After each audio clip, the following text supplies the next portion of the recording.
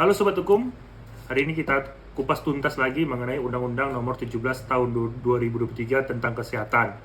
Kali ini ada bertanya mengenai apakah pasien atau keluarga pasien dapat menolak tindakan medis.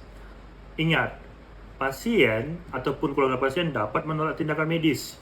Tindakan medis dilakukan penolakan setelah pasien mendapatkan informasi yang memadai dari tenaga medis, tenaga kesehatan mengenai kondisi penyakit, mengenai langkah medis yang akan dilakukan.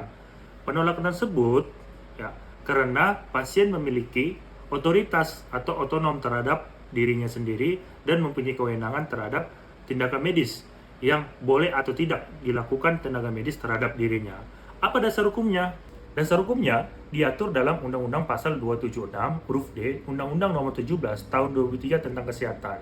Pasien dapat menolak atau memberi persetujuan terhadap tindakan medis yang dilakukan oleh tenaga medis dan tenaga kesehatan terhadap dirinya.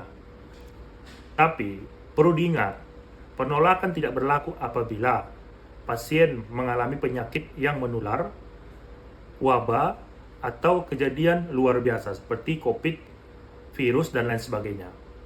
Lalu, bagaimana prosedurnya? Prosedur apabila pasien ataupun keluarga pasien menyatakan penolakan medis kepada tenaga medis seperti dokter, harus membuat surat pernyataan.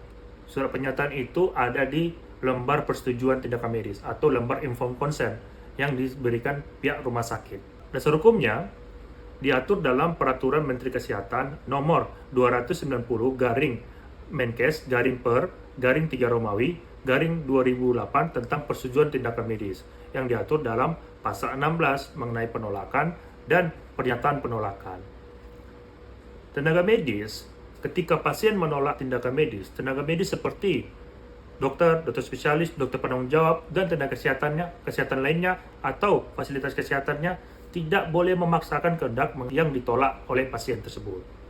Ketika pasien menolak tindakan medis yang dilakukan oleh dokter ataupun perawat ataupun rumah sakit, maka segala tanggung jawab berkaitan terhadap pasien tidak lagi menjadi tanggung jawab pihak rumah sakit, pihak tenaga medis ataupun pihak tenaga kesehatan.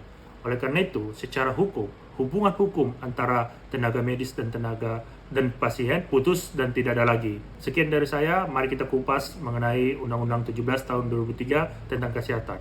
Salam dari saya, Omnium Salute Agri, keselamatan pasien adalah yang paling utama.